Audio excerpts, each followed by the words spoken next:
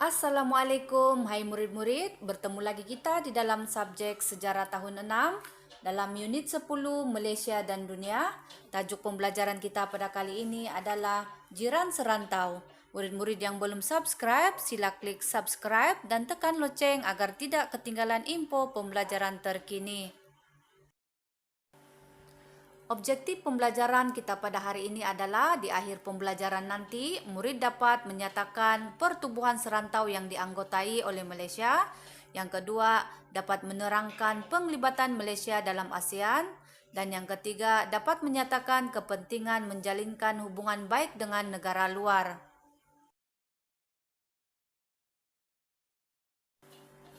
Murid-murid boleh merujuk buku teks sejarah tahun 6, muka surat 211 sehingga 215.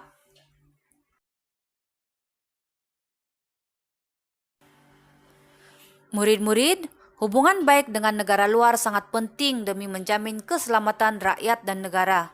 Langkah ini juga perlu bagi menggalakkan pembangunan ekonomi dan mengekalkan keamanan sejagat. Oleh itu, Malaysia berusaha untuk berbaik-baik dan menjalinkan kerjasama yang erat dengan negara-negara jiran menerusi pertubuhan serantau. Antara pertubuhan serantau yang dianggotai oleh Malaysia adalah Association of Southeast Asia ataupun ASA, yang kedua Mapilindo, dan yang ketiga Association of Southeast Asian Nation ataupun ASEAN.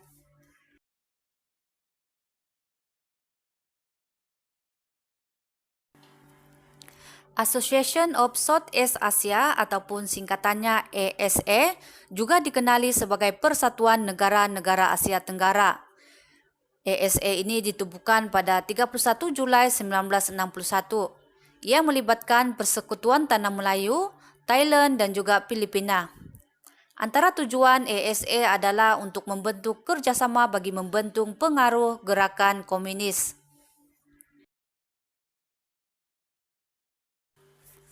Mapilindo pula adalah pertubuhan serantau yang ditubuhkan pada tahun 1963. Mapilindo merupakan cantuman nama Malaysia, Filipina dan Indonesia. Antara tujuan Mapilindo ini ditubuhkan adalah untuk menganjurkan rundingan bagi menyelesaikan pertelingkahan antara negara anggota yaitu Malaysia, Filipina dan Indonesia.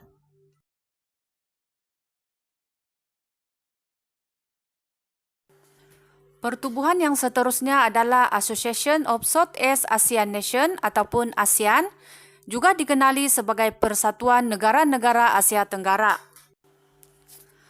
ASEAN merupakan sebuah persatuan yang dianggotai oleh negara-negara Asia Tenggara. ASEAN ini telah ditubuhkan pada 8 Ogos 1967. Pada peringkat awal penubuhannya, ASEAN dianggotai oleh 5 buah negara yaitu Malaysia, Indonesia, Thailand, Filipina, dan Singapura.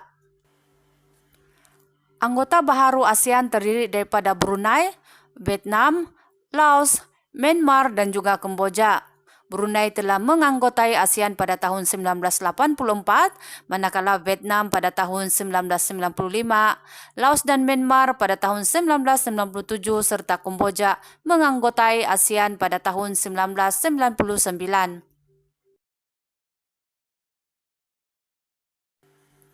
Ini adalah peta negara yang menganggotai ASEAN seperti yang kita bincangkan tadi, yaitu Malaysia, Indonesia, Thailand, Filipina, Singapura, Brunei, Vietnam, Laos dan Myanmar, serta Kamboja.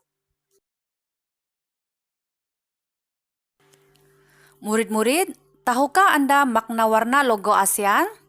Warna biru melambangkan keamanan dan kestabilan, warna merah melambangkan semangat dan dinamisme, kuning melambangkan kemakmuran, warna putih melambangkan kesucian, manakala 10 tangkai padi melambangkan cita-cita pelopor pembentuk ASEAN, yaitu bersatu dan bersahabat, manakala bulatan pula melambangkan kesatuan ASEAN.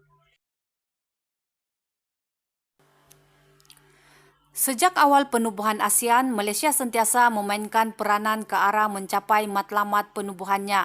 Negara kita berusaha memastikan faedah daripada hubungan luar ini dapat dikongsi bersama. Penglibatan Malaysia amat dihargai oleh negara anggota. Murid-murid, antara matlamat penubuhan ASEAN adalah menggalakkan keamanan dan kestabilan politik. Deklarasi Kuala Lumpur 1971 telah mengisytiharkan Rantau Asia Tenggara sebagai ZOFAN yang bertujuan bagi mengekalkan keamanan tanpa campur tangan daripada kuasa luar. Antara lain matlamat penubuhan ASEAN juga adalah untuk memberikan bantuan latihan dan penyelidikan.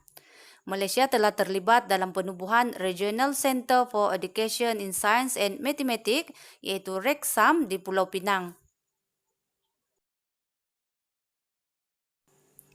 Selain itu, matlamat penubuhan ASEAN juga adalah untuk menggalakkan pertumbuhan ekonomi.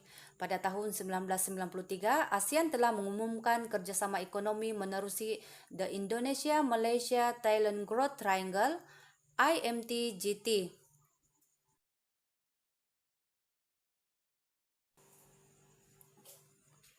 ASEAN juga ditubuhkan bertujuan untuk menjalinkan hubungan sosial dan pembangunan kebudayaan.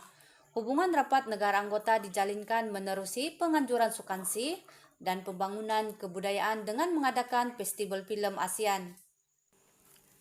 Penglibatan Malaysia dalam ASEAN ini telah mengukuhkan perhubungan dengan negara jiran dalam semua bidang. Pada masa yang sama, kita harus bersyukur dengan keamanan yang telah kita nikmati sehingga kini. Sekian sahaja perkongsian pembelajaran kita pada hari ini. Sekiranya ia bermanfaat untuk Anda semua, murid-murid jangan lupa klik subscribe ya. Berjumpa lagi kita pada pembelajaran yang akan datang. Assalamualaikum dan jumpa lagi.